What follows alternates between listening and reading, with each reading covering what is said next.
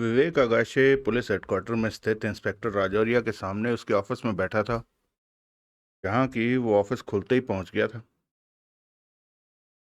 मैं तुम्हें ये बताने आया था, आगाशे बड़ी संजीदगी से बोला, कि तुम्हारी ये टिप कि केस का हल दुष्यंत परमार की रंगीन मिजाजी और निहायत काबिल एतराज़ ज़ाती ज़िंदगी में निहित है, मेरे किसी काम नहीं आ रहा।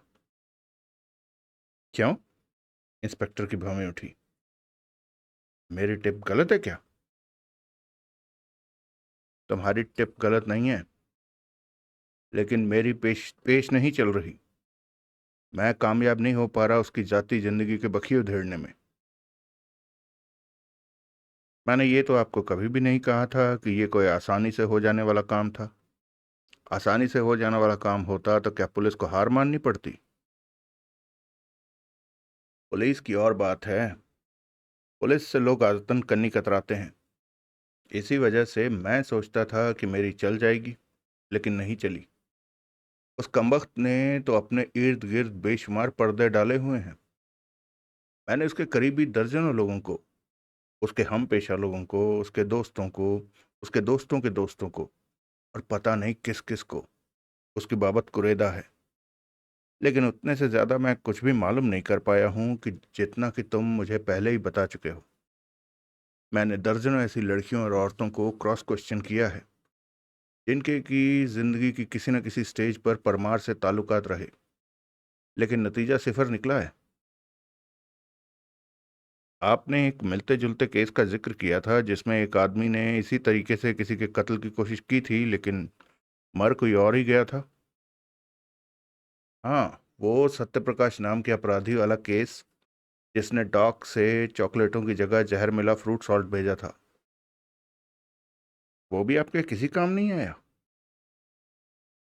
मेरे तो नहीं, लेकिन कल शाम मेरे एक फेलो मेंबर के वो केस खूब काम आया। मेरी तरह उसे भी उसकी बाबत सूझा था, और उसने उस केस से बड़े सनसनीखेज नतीजे निकाल कर दिखाए थे। मजिस्ट्रेट छाया प्रजापति को, जो कि समझती है कि एडवोकेट लौंगमल दसानी अपराधी है। आगाशे हक बकाया। तुम्हें कैसे मालूम? वो इंस्पेक्टर को घूरता हुआ बोला। जरूर उस औरत जात ने क्राइम क्लब से गद्दारी की होगी। सब कुछ बक दिया होगा तुम्हारे सामने। खामखा अपने फेलो मेंबर को गद्दार न कहिए जनाब। उन्होंने तो हमारे सामने जबान तक नहीं खोली है। ना ही हम जुडिशरी के इतने महत्वपूर्ण पुर्जे से कोई जोर जबरदस्ती करने की कोशिश कर सकते हैं। अलबत्ता उन्हें खुद चाहिए था कि वो अपना फर्ज मानकर पुलिस को सब कुछ बताती। उसका क्राइम क्लब के लिए भी कोई फर्ज है। जाहिर है कि उन्होंने उसी को तरजीह दी। तो फिर तुम्हें कैसे मालूम हुआ कि छाया प्रजापति ने दासानी को अपराधी ठहराया था? बता दूं? अब कह भी चुको। उनके पीछे लगकर, उनकी निगाहबीनी करवाकर। आपकी जानकारी के लिए, आपकी क्राइम क्लब के हर मेंबर का हर कार्यकलाप हमारी निगाहों में है। मेरा भी? अगाशे हड़बड़ाया। हाँ, मुझे तो कोई अपने पीछे लगा नहीं दिखाई दिया। यही तो कमाल है हमारे जासूसों का। जबकि मैं खुद जासूस हूं। इंस्पेक्टर खांसा। ये तो बड़ी ज्यादती है तुम्हारी। आप हमें अपने कॉन्फिडेंस में नहीं लेंगे तो ये ज्यादती तो हमें करनी ही पड़ेगी। आखिर हमने भी तो अपनी ड्यूटी भुगतानी है। तुम दासानी को गिरफ्तार करोगे? किस बिना पर? हमें सिर्फ इतना मालूम है कि मजिस्ट्रेट साहिबा ने दासानी को मद्देनजर रखकर अपनी थ्योरी का ताना बाना बुना है। हमें उनकी मुकम्मल थ्योरी तो नहीं मालूम। उस थ्योरी के हक में उन्होंने जो दलीलें पेश की हैं, वो तो नहीं मालूम। मालूम होंगी भी नहीं। आकाशे संतुष्टिपूर्ण स्वर में बोला। ये तो खाम ख्याली है आपकी। जो बातें एक अकेली औरत खोज निकाल सकती है, उन्हें क्या पुलिस फोर्स खोज कर नहीं निकाल सकती? तो निकालो। निकालेंगे। तब दासानी को गिरफ्तार करोगे? तब की तब देखी जाएगी। वो किस्सा छोड़िए, आप अपनी बात कीजिए। आप बताइए, आप कौन सी थ्योरी पेश करने वाले हैं? कोई भी नहीं। मजाक मत कीजिए, मैं सच कह रहा हूँ। अभी तो मैं किसी थ्योरी की स्थूल रूपरेखा तक तैयार नहीं कर पाया हूँ, जबकि क्राइम क्लब के सामने बोलने की मेरी भी कल ही बारी है। क्या करेंगे आप अपनी बारी पर? देखेंगे। कुछ नहीं होगा कहने को तो अंग्रेज बन जाएंगे। क्या मतलब? सॉरी बोल देंगे। इंस्पेक्टर हंसा। मेरी समस्या ये है कि मेरी कारोबारी नीयत मेरी तफ्तीश के आड़े आ रही है। बिना फीस के कभी किसी केस पर काम जो नहीं किया, इसलिए इस केस की तफ्तीश के लिए मेरे में वो जोशो खरोश पैदा हो ही नहीं रहा जो होना ज़रूरी है। आप मजाक कर रहे हैं। अगाशे ने प्रतिवाद नहीं किया। वो कुछ क्षण खामोश रहा, फिर उठ खड़ा हुआ। जल्दी है जनाब, इंस्पेक्टर बोला। हाँ, अगाशे बोला।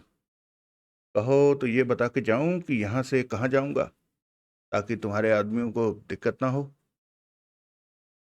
ज़रूरत नहीं, इंस्पेक्टर बड़े इत्मीनान से बोला। मालूम कर लेंगे। दोनों ने अट्टहास किया। फिर अगाशे ने इंस्पेक्टर से हाथ मिलाया और वहां से विदा हो गया। हेडक्वार्टर की इमारत से बाहर निकलकर वो टैक्सी स्टैंड की ओर बढ़ गया। इंस्पेक्टर राजौरिया ने उससे झूठ नहीं बोला था। केस का कोई सिर पैर अभी तक उसकी पकड़ में नहीं आया था। इंस्पेक्टर राजौरिया से उसने झूठ नहीं बोला था। केस का कोई सिर पैर अभी तक उसकी पकड़ में नहीं आ पाया था। और ये बात भी गलत नहीं थी कि केस में उसका 100% मन नहीं लग रहा था। जो कुछ वो कर रहा था वो महज इस अंदेशे से कर रहा था कि अगर उसने केस का कोई हल प्रस्तुत न किया तो बतौर क्राइम क्लब के सभापति उसकी बहुत नाक कटने वाली थी। मिस्टर आगाशे? आगाशे ने हड़बड़ा कर सिर उठाया तो सामने रोज पदमसी को खड़ा पाया। रोज पदमसी दिल्ली की हाई सोसाइटी का अंग, एक रईस विधवा थी जो कि कभी आगाशे की क्लाइंट रह चुकी थी। आयु में वो कोई 40 वर्ष की थी और अपनी उम्र के लिहाज से निहायत खूबसूरत व्यक्तित्व की मालकिन थी। आगाशे ने उसे ब्लैकमेलिंग के एक बड़े ही घिनौने रैकेट से निकाला था, जिसकी वजह से वो उसका बहुत एहसान मानती थी। आगाशे को उससे दो एतराज़ थे जिनकी वजह से उसकी हमेशा कोशिश उससे कन्नी कतराने की ही होती थी। एक तो वो बहुत बोलती थी, इतना बोलती थी कि बोलती ही चली जाती थी, दूसरे को मुंह खोलने तक का मौका नहीं देती थी। दूसरे, वो आगाशे से यारी गांठना चाहती थी, जो कि अपनी मौजूदा उम्र में आगाशे को मंजूर नहीं था। हेलो, आगाशे प्रत्यक्षतः मीठे स्वर में बोला। Good morning. Very good morning. Rose Padamsee अपने सुडौल दांत चमकाती हुई बोली। कैसे हैं आप? Super. On top of the world. Nothing to complain. इधर कैसे? आजाद भवन में काम था। हो गया? हाँ। आप इधर कैसे?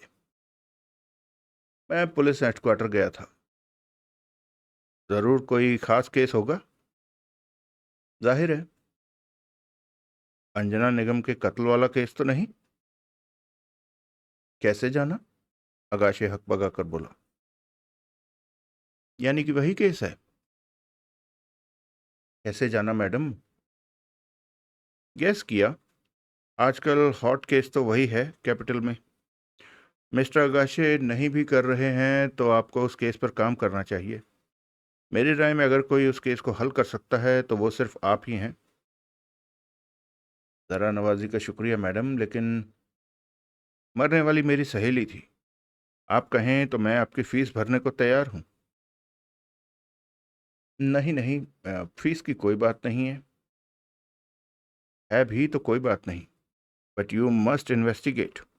आपको पता लगाना चाहिए कि वो जहर भरी चॉकलेटें दुष्यंत परमार को किसने भेजी। आप ज़रूर पता लगा लेंगे, मुझे गारंटी है। मैडम, ये आपकी महानता है कि आप मुझे किसी काबिल समझती हैं। Oh, come on. Don't be too modest. You are a great detective. इस बात से मुझसे बेहतर कौन वाकिफ है?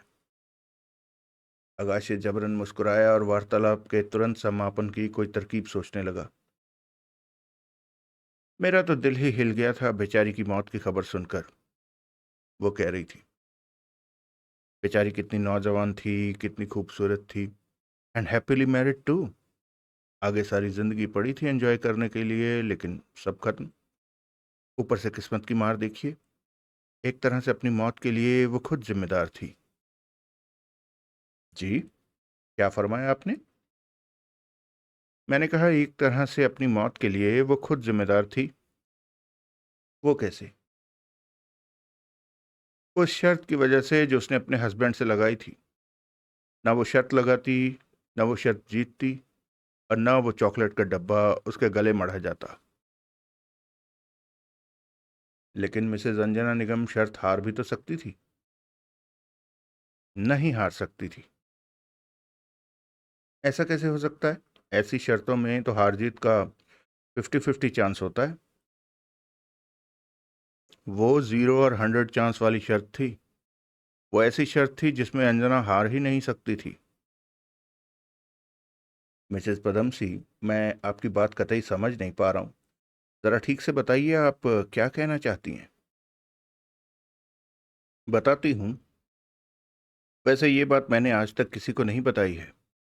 आपको भी इसलिए बता रही हूँ क्योंकि आप डिटेक्टिव हैं, और ये मेरी दिली ख्वाहिश है कि अंजना के कत्ल के केस को आप अपनी तर्जनी उंगली का आधा इंच लंबे नाखून से उसने अगाशे की छाती को टहोका हल करें।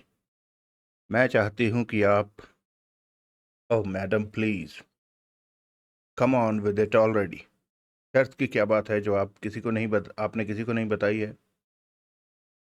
मिस्टर अगाशे, उस शर्त के मामले में अंजना ने अपने हस्बैंड को चीट किया था। वो कैसे? अगर उसने ईमानदारी से काम लिया होता तो उसने वो शर्त लगाई ही ना होती। बेईमानी से शर्त जीतना, वो भी अपने पति से। क्या बेईमानी की थी उसने? मर गई बेचारी इसलिए कहना तो नहीं चाहिए, लेकिन सच यही है कि मुझे उसकी वो बात अच्छी नहीं लगी थी। अब भी जब भी रात को सोने से पहले मुझे अंजना का ख्याल आता है तो। आप पहले ये बताइए कि उसने शर्त में क्या बेईमानी की थी? क्यों वो शर्त नहीं लगाना चाहिए थी उसे अपने पति से? कैसे चीट किया था उसने निगम को? Why mister Akashe, are you in a hurry? No, not at all. मैं तो शाम तक यूं ही फुटपाथ पर खड़ा रह सकता हूँ। आप मजाक कर रहे हैं? Mrs Padamsee, please for God sake, पहले शर्त की बात पर आइए। सस्पेंस से मेरा बीपी बढ़ा जा रहा है। क्यों नहीं वो शर्त लगानी चाहिए थी मिसेस निगम को? क्योंकि वो फिल्म उसने पहले ही देखी हुई थी। पहले ही देखी हुई थी? अगाशे हचकिचाकर बोला। जी हाँ। लेकिन उस शुक्रवार दोपहर को तो वो उस फिल्म का पहला शो था। वो उस फिल्म का ऑल इंडिया प्रीमियर वाला दिन था। करेक्ट। फिर उस प्रीमियर शो से भी पहले मिसेस निगम ने वो फिल्म कैसे देख ली? जरूर वीडियो कैसेट उपलब्ध होगा। हरगिज भी नहीं। प्रीमियम से पहले अपराधी कौन का वीडियो कैसेट उपलब्ध नहीं था। प्रोड्यूसर की गारंटी है, डिस्ट्रीब्यूटर की गारंटी है। तो फिर प्रीमियर से पहले कैसे देख ली वो फिल्म मिसेस निगम ने? मैंने दिखाई। आपने दिखाई? हाँ। कब? प्रीमियर वाले दिन से 2 दिन पहले। कहाँ? हाउस ऑफ सोवियत कल्चर में। वो जो फिरोजशाह रोड पर है? हाँ। वहाँ बुधवार को सोवियत एम्बेसी की ओर से इनवाइटेड गैदरिंग के लिए इसका एक शो हुआ था, जिसकी कि किसी को खबर भी नहीं। मैं अंजना को खुद अपने साथ उस शो में लेकर गई थी। इस तरीके से उसे अपने हस्बैंड के साथ फिल्म देखने जाने से 2 दिन पहले ही मालूम था कि फिल्म में कत्ल का अपराधी घर का चौकीदार था। अब आप बताइए, शुक्रवार को कातिल पहचानने की शर्त लगाकर अंजना ने क्या अपने हस्बैंड को चीट नहीं किया था? उसने बेईमानी से वो शर्त नहीं जीती थी। कह तो आप ठीक रही हैं। उस बेईमानी की वजह से बेचारी की जान गई। वो शर्त न लगाती, साफ साफ हस्बैंड को बता देती कि वो फिल्म उसने पहले ही देख ली थी, इसलिए उसे मालूम था कि कातिल कौन था, तो चॉकलेट के डिब्बे की स्टोरी ही न बनती। फिर अपने नाम आई जहर भरी चॉकलेटें दुष्यंत परमार खुद खाता और खुद जहन्नम रसीद होता, जो कि वो नाक चढ़ाकर बोली, अच्छा ही होता। आगाशे सोच में पड़ गया। वो बहुत दिलचस्प रहस्य उद्घाटन था, लेकिन उसकी अहमियत क्या थी, उसका इस्तेमाल क्या था? खुदाई इंसाफ हो गया बेचारी के साथ, वो कह रही थी। हस्बैंड से झूठ बोलने की सजा मिल गई उसको, लेकिन बहुत छोटे गुनाह की बहुत बड़ी सजा दी गॉड ने उसे। ये इंसाफ नहीं हुआ। अगर गॉड अपने हस्बैंड से झूठ बोलने वाली हर वाइफ को ऐसी सजा देने लगे तो कोई वाइफ ही ना बचे। उसने ऐसा झूठ क्यों बोला? क्या पता क्यों बोला। कैरेक्टर में ऐसी तो नहीं थी वो। इतनी भली लड़की थी, हस्बैंड से इंडिपेंडेंटली इतनी दौलतमंद थी, लेकिन फिर भी अभिमान तो छू तक नहीं गया था उसे। कुछ बीवियों को अपने पति को उल्लू बनाने में दिलचस्पी होती है। इसमें किसी बदनीयति का या किसी लाभ के लालच का हाथ नहीं होता। वो महज इस बात का यश लेने की ख्वाहिशमंद होती हैं कि उनका पति उनके बनाए बेवकूफ़ बना, और यूं वो अपने को पति से ज़्यादा सयाना साबित करके खुश होती हैं। Very well said mister Agashe, वो प्रशंसात्मक स्वर में बोली। ज़रूर यही बात होगी, या फिर उसने एक नाटकीय खामोशी इख्तियार की। या फिर, आगाशे उत्सुक भाव से बोला, या फिर अंजना को समझने में, उसके कैरेक्टर को पहचानने में मेरे से भूल हुई होगी। अब उसकी मौत के बाद उसके बारे में कुछ गलत सोचना मुनासिब तो नहीं होगा ना? हाँ, जन्नत नशीन लोगों के बारे में तो अच्छा अच्छा ही सोचने का दस्तूर है हमारी सोसाइटी में। You are right as usual mister Agashe. अब आप ये बताइए कि वो विलन, वो दुष्यंत परमार भी तो जिम्मेदार है अंजना की मौत के लिए। ऐसा तो आपको नहीं कहना चाहिए मैडम। मैं ज़रूर कहूँगी, वो नाक चढ़ाकर बोली।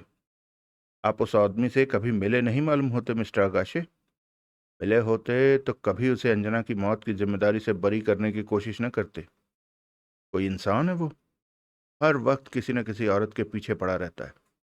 एक से आजिज आ जाता है तो पूरी बेशर्मी से उससे किनारा करके नई के पीछे पड़ जाता है। इतना कैरेक्टरलेस आदमी है कि तौबा भली। आप वाकई उससे नहीं मिले? नहीं, मुझे तो वो आदमी इतना खराब लगता है कि मेरा बस चले तो मैं भूचाल आ जाने के लिए या बाढ़ आ जाने के लिए या कोई तूफान आ जाने के लिए भी उसे ही जिम्मेदार ठहराऊं। इन हादसों पर कहीं इंसान का बस होता है मैडम? ना होता हो, लेकिन उनका किसी पर इल्ज़ाम ठोकने की चॉइस अगर मुझे हो तो मैं उस दुष्यंत परमार को ही चुनूंगी। वो आगाशे के और करीब, इतना करीब सरक आई कि दोनों के वक्षों को छूने लगे। वैसे आजकल वो किसके पीछे पड़ा हुआ है मालूम? आगाशे ने इंकार में सिर हिलाया। वो तनिक पीछे हटा। मिसेस कापड़िया के तत्काल बीच का फासला फिर जीरो करती हुई वो बोली, सिल्वर किंग कहलाता है उसका husband, filthy rich, you know. मुझे कोई इल्म नहीं है मैडम। अभी ताज़ी बात है ना, 1 वीक ही तो हुआ है। विभा दासानी के हाथ से निकल जाने का गम गलत कर रहा है कमीना मिसेस कपाडिया के पहलू की पनाह में। पता नहीं दासानी कैसे अकल देने में कामयाब हो पाया अपनी गुमराह बेटी को। लेकिन एक बाप के हक में तो अच्छा ही हुआ ये कि विभा का उस कमीने से पीछा छूट गया। You are right mister Agashe. आपकी राय में उसको अंजना निगम की मौत का कोई अफसोस होगा? आखिर वो इंस्ट्रूमेंट था उसकी मौत में। ऐसी खामखा की मौत का तो हर किसी को अफसोस होगा, उस कमीने को नहीं है। कतई नहीं है। आपको क्या पता? मुझे सब पता है। एक बात बताइए मिसेस पदमसी। तो पूछिए। बात जरा नाजुक है, आप बुरा तो नहीं मानेंगी? क्या कहते हो मिस्टर आगाशे? मैं और आपकी बात का बुरा मानूंगी? आप जो कहना चाहते हैं बेहिचक कहिए। दुष्यंत परमार ने कभी आप पर डोरे डालने की कोशिश नहीं की? क्या कह रहे हो मिस्टर आगाशे? मैं तो ऐसे आदमी को पास भी ना फटकने दूं। यानी कि ऐसी कोई बात नहीं? नहीं। कोशिश तो जरूर की होगी उसने। वो किस लिए? एक तो इसलिए कि वो आदत से मजबूर है। उसने अपना इमेज जो मेंटेन करना है। दूसरे, आप उसकी तवज्जो की पूरी पूरी हकदार कैंडिडेट हैं। मैं? आप ही तो। आप खूबसूरत हैं, खुद मुख्तार हैं, सोसाइटी में आपका रुतबा है और ऊपर से दौलतमंद हैं। वो तमाम खूबियां तो हैं आप में जिनकी कि दुष्यंत परमार को औरत जात में टोह रहती है। किसी चीज की टोह रखने से ही तो वो चीज अपनी नहीं हो जाती मिस्टर आगाशे। बिल्कुल सही फरमाया आपने।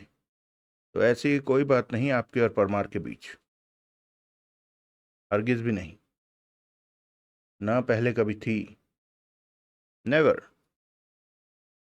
फिर भी आप उससे इतनी खफा हैं? आगाशे एक क्षण ठिठका और फिर धीरे से बोला, कहीं ऐसा तो नहीं कि आपने अपनी तरफ से कोई कोशिश की हो जो कि उसने कामयाब ना होने दी हो? Don't be silly mister Agashe. लेकिन now you are insulting me. Never. आपको अगर ऐसा लगा तो मैं सॉरी बोलता हूं। You need not be. और बताइए, कोई नया प्ले नहीं देखा? सभी देखे हैं।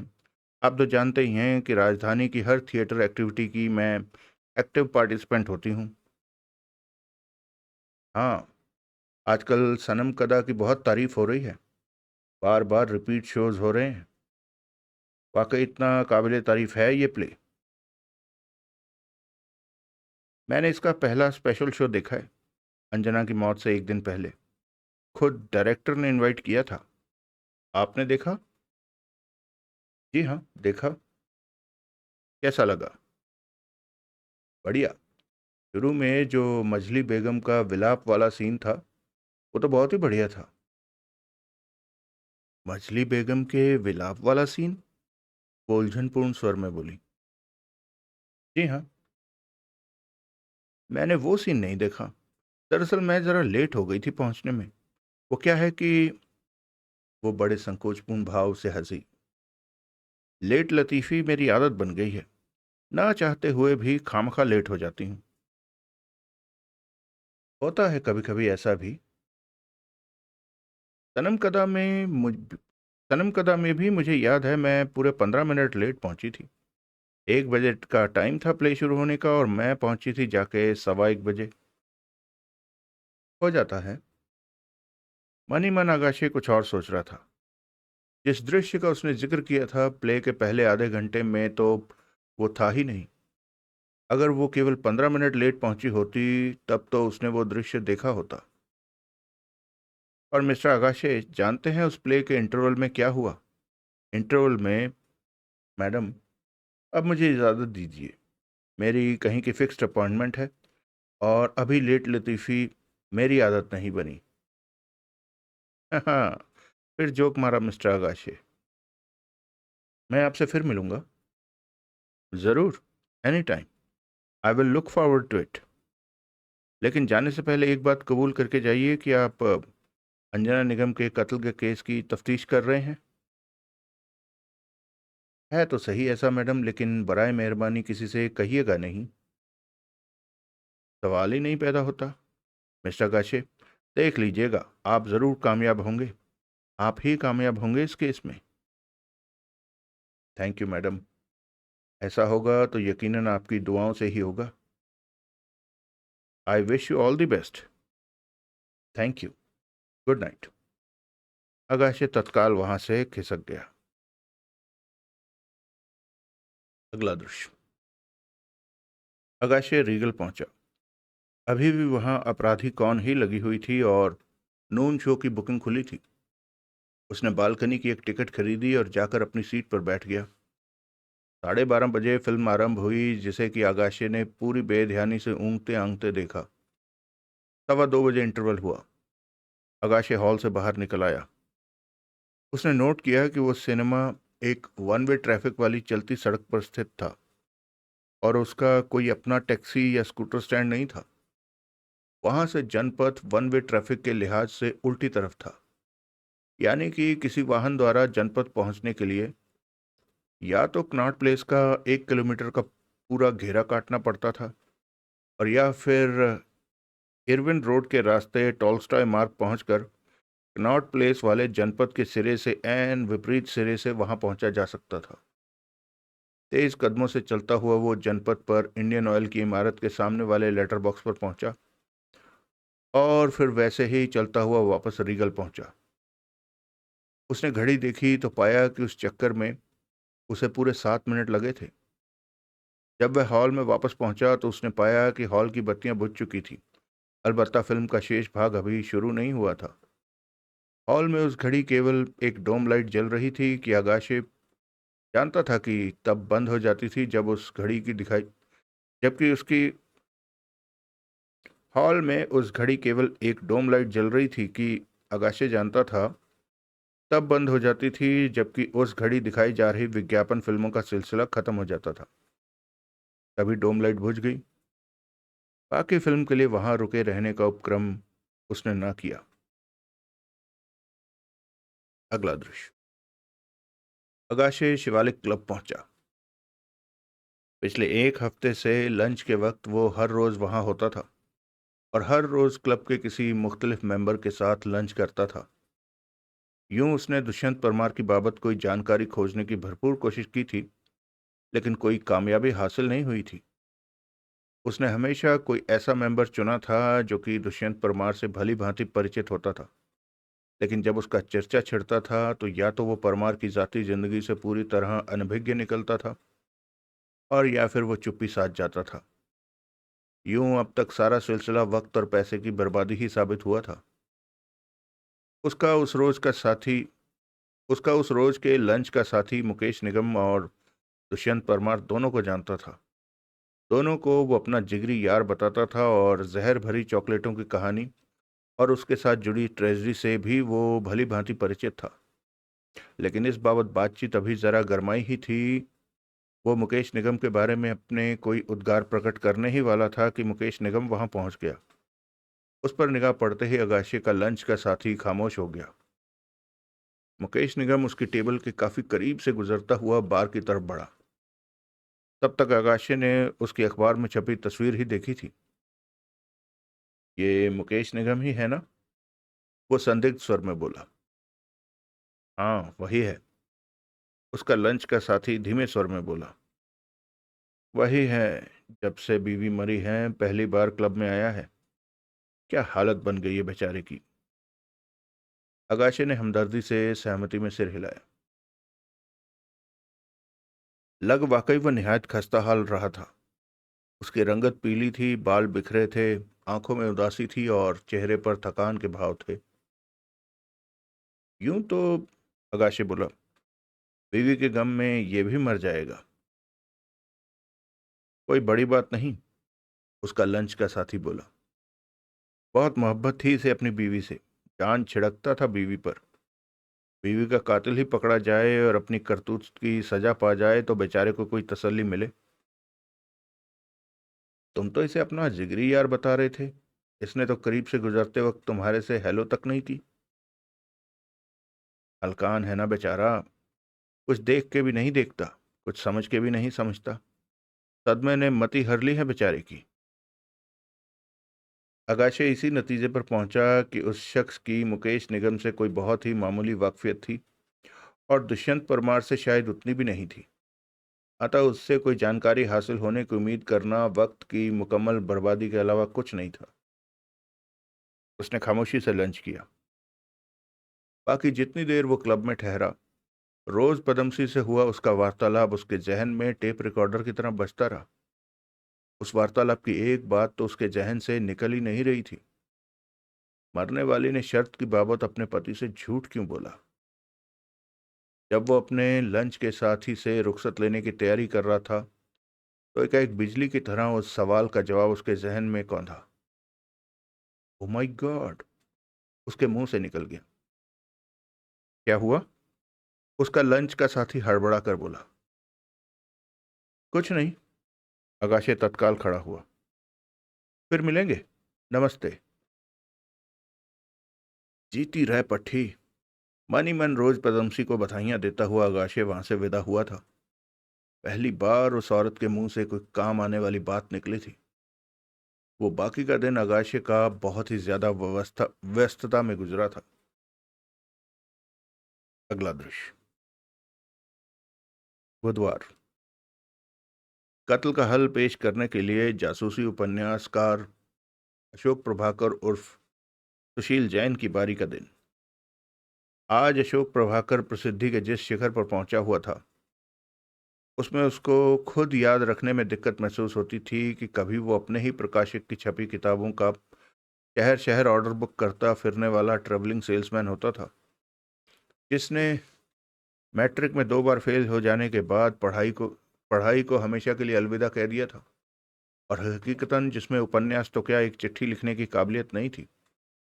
अपनी टूर की नौकरी में उसने इतने उपन्यास पढ़े थे कि उन्हीं को गड्ढमड करके उसने खुद एक जासूसी कहानी गढ़ ली थी, और इसे कागज पर उतारने की उसे तब सूझी जब एक बार उसकी मौजूदगी में इंदौर में कर्फ्यू लग गया था और पूरे 7 दिन उसे होटल में बंद रहना पड़ा था। उस जबरदस्ती की गिरफ्तारी से 7 ही दिनों में उसने एक जासूसी उपन्यास लिख मारा था, जिसे पढ़ पढ़ कर कितना ही अरसा वो खुद ही खुश होता रहता था। फिर उन्हीं दिनों उसके एम्प्लॉयर प्रकाशक का अपने उस लेखक से झगड़ा हो गया था जो कि अशोक प्रभाकर के छद्म नाम से उसके लिए उपन्यास लिखा करता था। प्रकाशक को उस नाम से उपन्यास छापने के लिए एक स्क्रिप्ट की तत्काल जरूरत थी। तब सुशील जैन ने डरते डरते उसे बताया था कि उसने एक उपन्यास लिखा था। प्रकाशक ने वो उपन्यास पढ़ा था और अपनी वक्ती जरूरत को पूरा करने के लिए उसे छपने के लिए दे दिया था। तब तक अशोक प्रभाकर के नाम से वो प्रकाशक 10 उपन्यास छाप चुका था। वो 11वां उपन्यास छपा तो ऐसा संयोग हुआ कि वो पहले 10 उपन्यासों से कहीं ज्यादा पसंद किया गया। प्रकाशक ने उसे और उपन्यास लिखने को कहा। सुशील जैन ने 5 उपन्यास और लिखे तो अशोक प्रभाकर की सर्कुलेशन 3 गुना बढ़ गई। नतीजतन प्रकाशक ने उसकी सेल्समैन की नौकरी छुड़वा दी। 5 और उपन्यास छपे तो पॉकेट बुक्स ट्रेड में अशोक प्रभाकर होने लगा। तब अगले ही उपन्यास पर अशोक प्रभाकर के नाम के साथ उसकी तस्वीर छपी और सुशील जैन स्थायी रूप से अशोक प्रभाकर बन गया। तब उसने महसूस किया कि अगर उसने उस धंधे में ही रहना था तो उसे और मेहनत करनी चाहिए थी। मेहनत के नाम पर जो पहला काम उसने किया वो ये था कि अंग्रेजी और उर्दू जबानें सीखी और भारत में सरेआम उपलब्ध इंग्लिश के जासूसी उपन्यास टेक्स्ट बुक वाली निष्ठा के साथ चाटने शुरू किए, और उन्हीं की कहानियों को तोड़ मरोड़ कर मिस्त्रीगिरी के नाम पर ऐसे ऐसे कारनामे दिखाए कि एक दिन सुशील जैन नाम का कूल ड्रॉप आउट भूतपूर्व ट्रेवलिंग सेल्समैन विख्यात जासूसी उपन्यासकार अशोक प्रभाकर बन गया। आज वो एयर कंडीशनड गाड़ी में घूमता था, एयर कंडीशनड ऑफिस में बैठकर उपन्यास लिखता था। एक उससे कहीं ज्यादा काबिल हिंदी में एमए लेखक उसकी भाषा की गलतियां सुधारता था, तो एक अन्य लेखक उसे जासूसी के नए नए कारनामे और जासूसी के नए नए तरीके सुझाता था। और एक निहायत काबिल टाइपिस्ट इलेक्ट्रिक टाइपराइटर पर 3 लेखकों के सामूहिक प्रतियों को कागज पर सजाकर स्क्रिप्ट तैयार करती थी। तब कहीं जाकर अशोक प्रभाकर का उपन्यास तैयार होता था।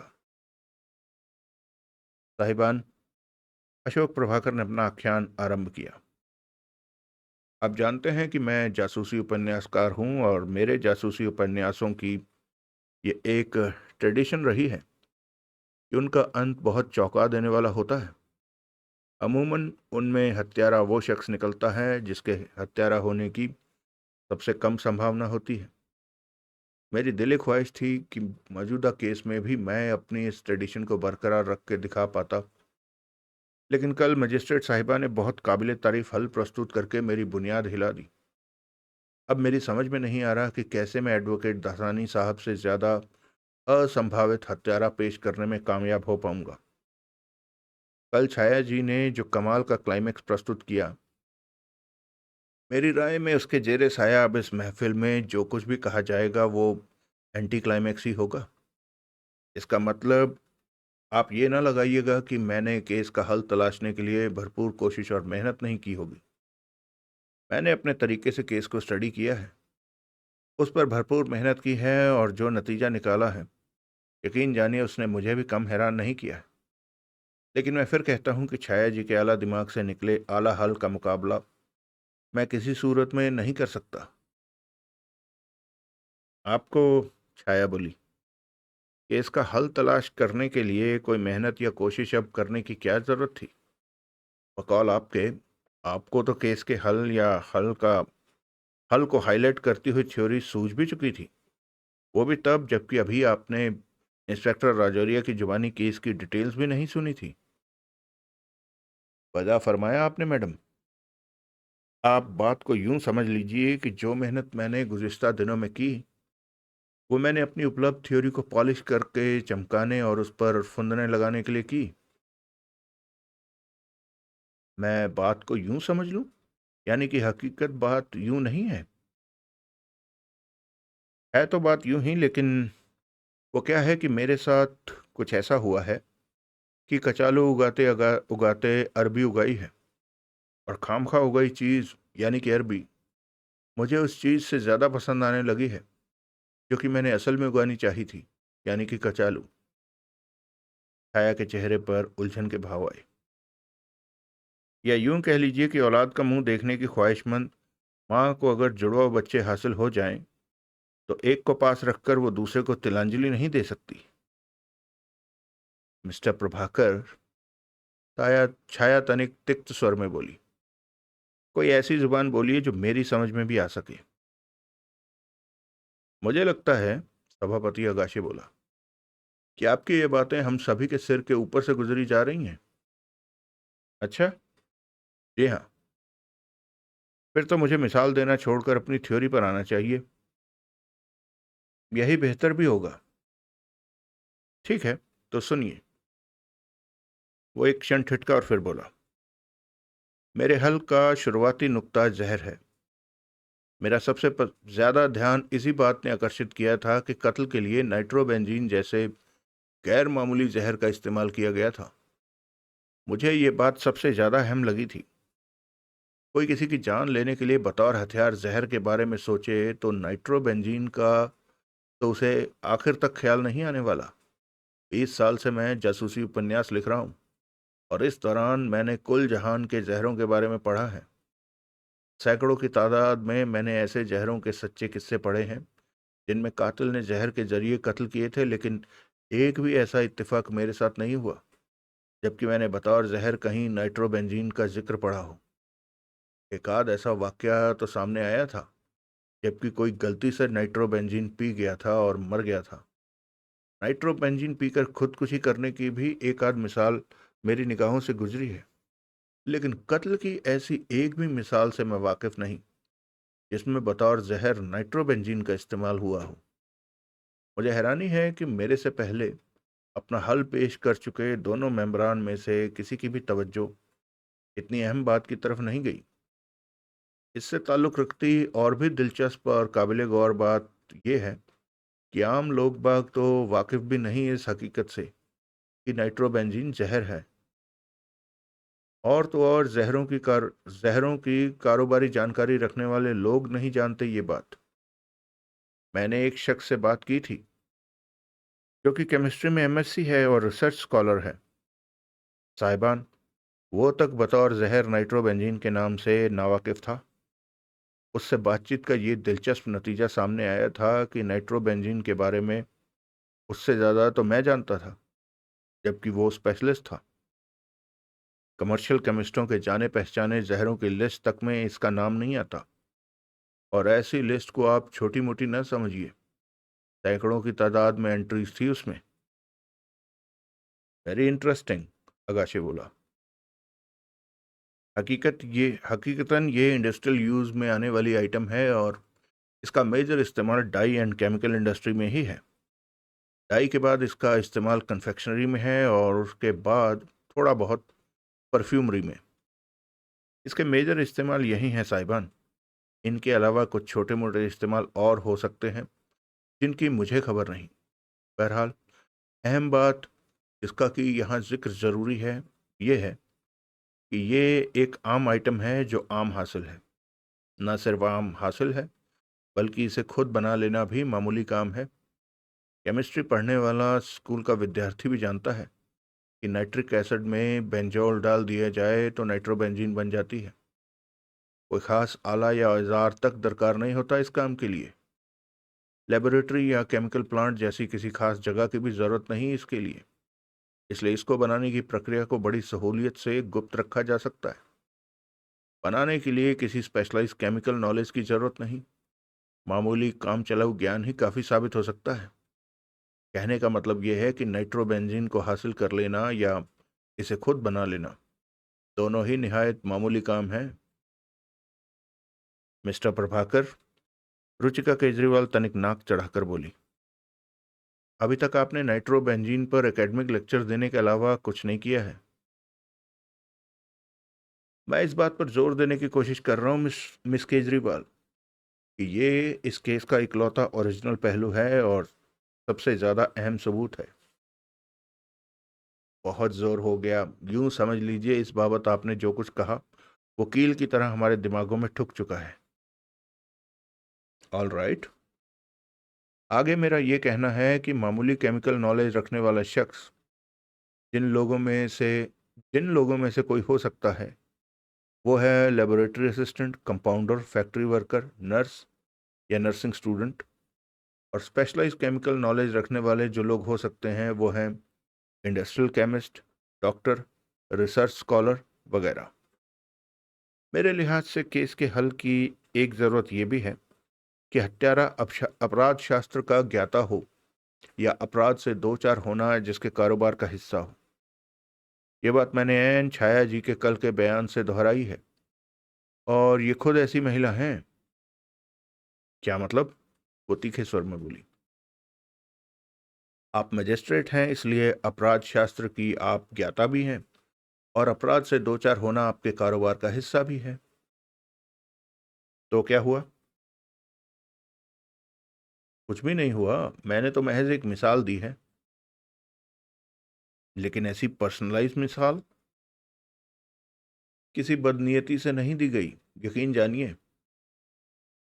फिर भी मिसाल के तौर पर भी आपको अपने नाम का जिक्र बुरा लगा तो मैं माफ़ी चाहता हूँ। Never mind.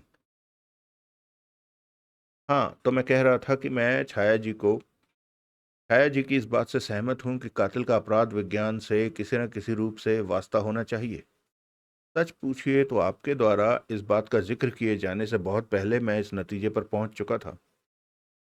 अब किसी फैक्ट्री वर्कर या कंपाउंडर या लेबोरेटरी असिस्टेंट या नर्स या इंडस्ट्रियल केमिस्ट या डॉक्टर या रिसर्च स्कॉलर का अपराध विज्ञान से कोई वास्ता सीधे सीधे तो समझ में नहीं आता, लेकिन ऐन इससे उलट हो सकता है।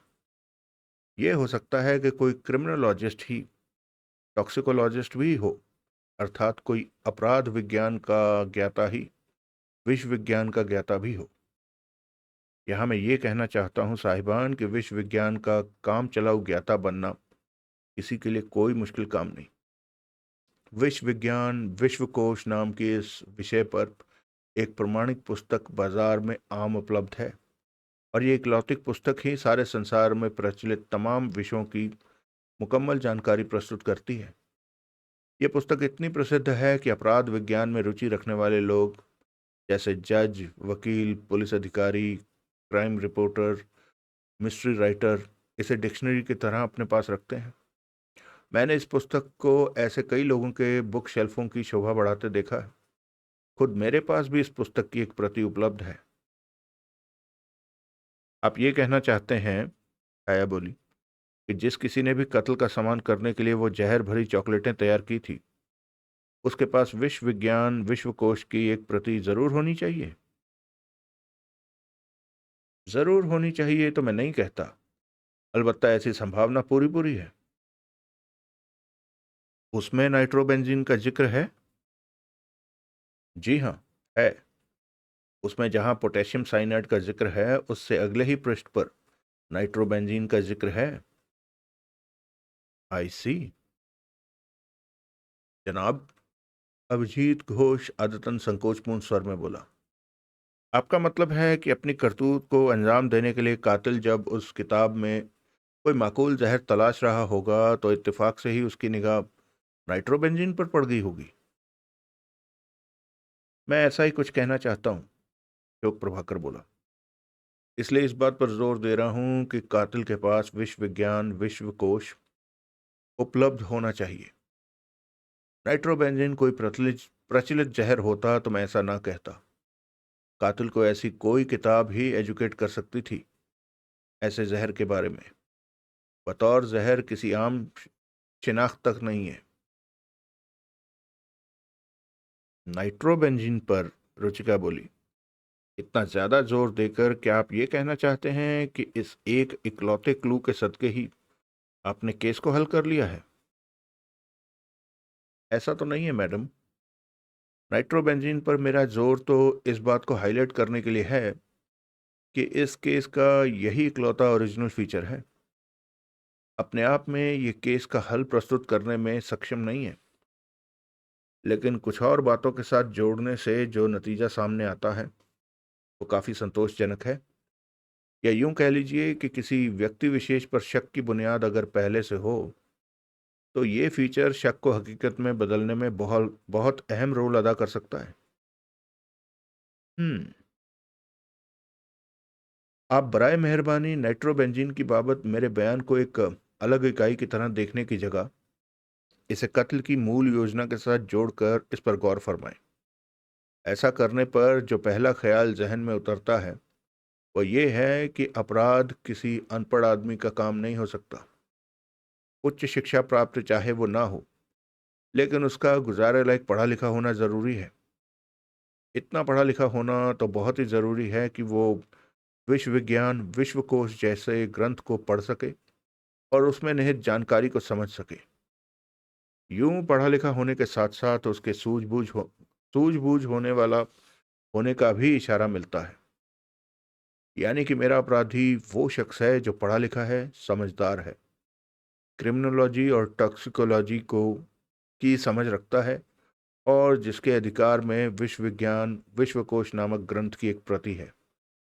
ये वो नतीजा है जिस पर मैं इस आधार पर पहुंचा हूं कि अपराधी ने नाइट्रोबेंजीन जैसा गैर मामूली जहर अपनी करतूत के लिए चुना। वेरी इंटरेस्टिंग, अगाशे बोला। Very interesting Indeed. कत्ल की थ्योरी क्या है आपके पास? रुचिका बेसब्रेपन से बोली। है भी कोई थ्योरी? है तो सही, अशोक प्रभाकर मुस्कुराता हुआ बोला। ना होने जैसी नाउमीदी तो आपको मेरे से नहीं होनी चाहिए। क्या है आपकी थ्योरी? अभी पेश होती है, लेकिन बराए मेहरबानी मुझे बात को अपने तरीके से, अपनी तरतीब से कहने दीजिए। ठीक है, ऐसे ही सही। नाइट्रोबेंजीन के बारे में अपनी राय, जो कि मैंने अभी बयान की, बना लेने के बाद मैंने अन्य उपलब्ध सूत्रों का अध्ययन किया।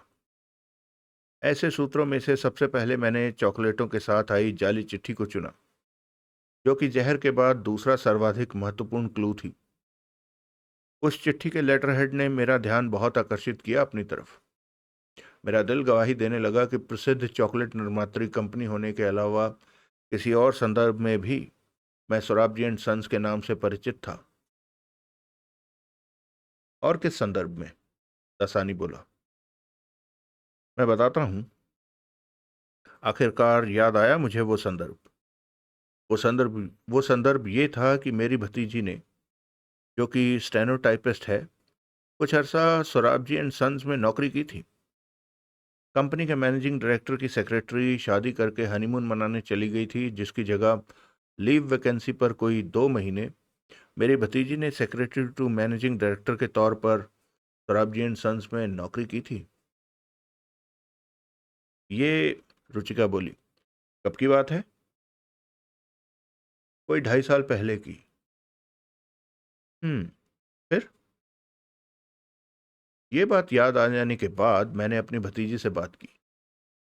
उसकी अब शादी हो चुकी है, वो अब अपने पति के साथ अलग रहती है और एक बैंक में नौकरी करती है।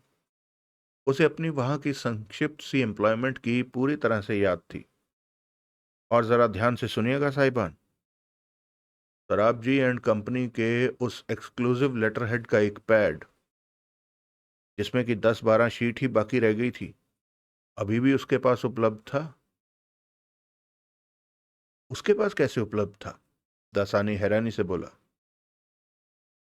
उसके शानदार और एक्सक्लूसिव कागज की वजह से, जिसका कि रोब खाकर उन लेटरहेड्स का एक पैड वो घर उठा लाई थी और उस पर से लेटरहेड वाला छपा हुआ हिस्सा फाड़कर वो उस वो उसे अपनी व्यक्तिगत चिट्ठियां वो उस पर अपनी व्यक्तिगत चिट्ठियां लिखा करती थी। एक पैड 2.5 साल चला? रुचिका बोली।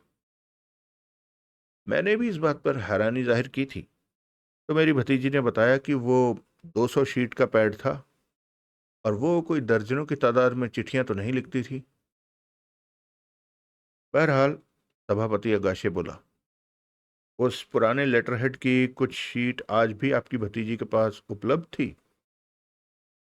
जी हाँ, अशोक प्रभाकर बोला।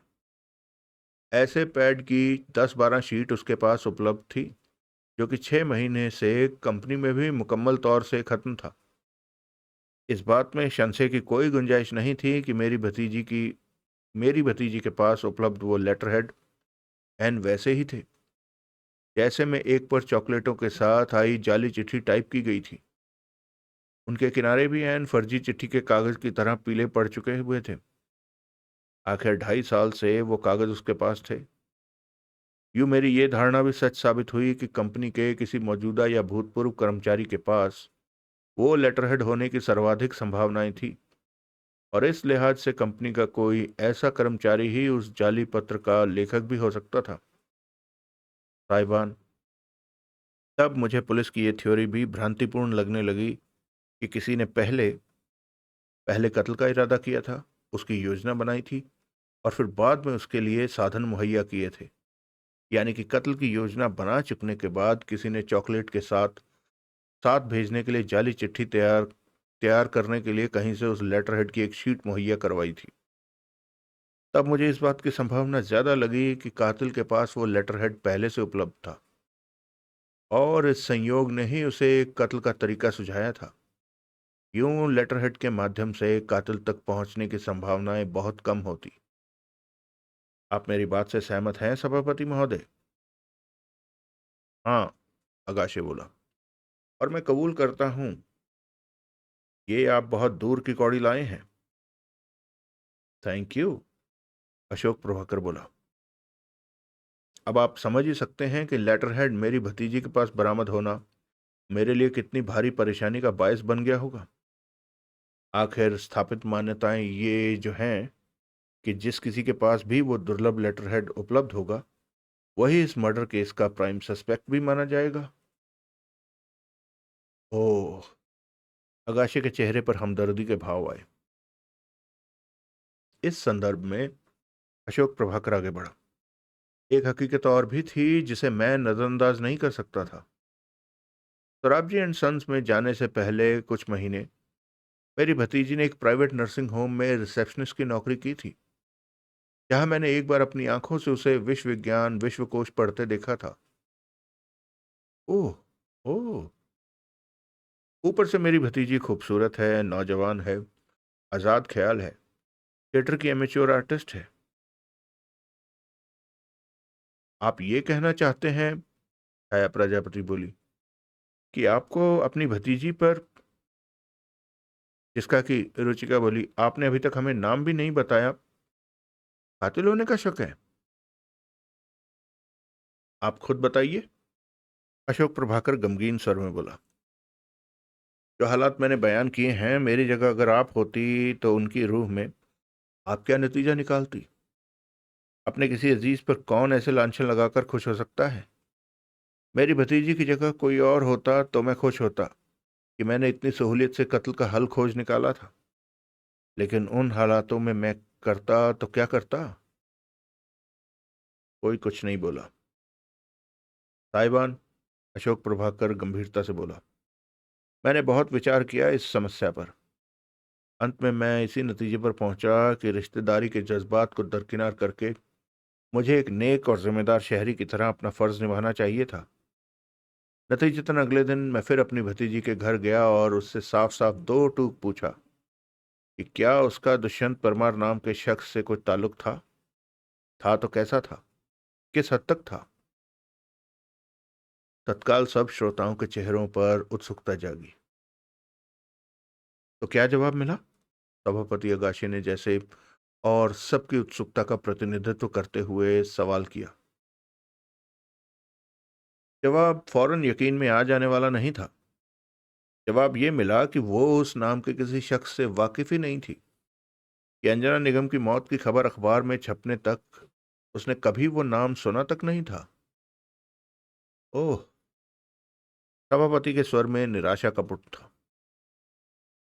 आखिरकार तो यकीन आया आपको अपनी भतीजी की बात पर, छाया प्रजापति बोली। आखिरकार आया? आई सी। मैंने उससे पूछा कि क्या उसे याद था कि कत्ल की वारदात वाले दिन से पहले दिन वो कहाँ थी और क्या कर रही थी। जवाब मिला कि उस रोज सवेरे वो अपने पति के साथ आगरा गई थी, जहां की वो लोग फतेहाबाद रोड पर स्थित मयूर टूरिस्ट कॉम्प्लेक्स में ठहरे थे और जहां से वो रविवार रात को दिल्ली वापस लौटे थे। तस्दीक की इन बातों की आपने? रुचिका ने पूछा। जी हाँ, की। अपना फर्ज मानकर की। क्या नतीजा निकला? यही कि मेरी भतीजी सच बोल रही थी। चॉकलेटों का पार्सल पोस्ट करने के वक्त तो वो दिल्ली में ही नहीं थी। तब वो वाकई आगरा में थी। इस बात की तस्दीक मैंने कई साधनों से खुद की। साहिबान, मैं बयान नहीं कर सकता कि वो तस्दीक हो जाने पर मैंने कितनी राहत महसूस की। अशोक प्रभाकर देवदासी अंदाज में सिर झुकाए सब कुछ कह रहा था, लेकिन एक बार जब उसने सिर उठाया और क्षण भर को उसकी निगाह आगाशे की निगाह से मिली, तो आगाशे को मिस्ट्री राइटर की निगाह में एक शैतानी चमक का एहसास हुआ, जिसने कि आगाशे को बहुत विचलित किया और यह महसूस करने पर मजबूर किया कि वो मिस्ट्री राइटर खुद भी किसी मिस्ट्री से कम नहीं था। बस? प्रत्यक्षता आगाशे बोला। खत्म आपका बयान? इतना ही हल है आपके पास इस मर्डर मिस्ट्री का? रुचिका तनिक व्यंग्यपूर्ण स्वर में बोली। जी नहीं। लेखक तनिक सिर नवाकर बोला। ये तो कचालू था। अरबी तो अभी मैं पेश करूंगा। क्या मतलब? ये तो मेरी पहली कोशिश थी। पहली कोशिश बेकार चली जाने पर मैंने हथियार नहीं डाल दिए। जानकर खुशी हुई, रुचिका शुष्क स्वर में बोली। अपनी पहली कोशिश बेकार जाने के बाद मैंने अपनी तफ्तीश के नतीजों का नए सिरे से विश्लेषण किया और केस के उन पहलुओं पर विचार किया जिन्हें मैंने अपनी पहली कोशिश में नजरअंदाज कर दिया था।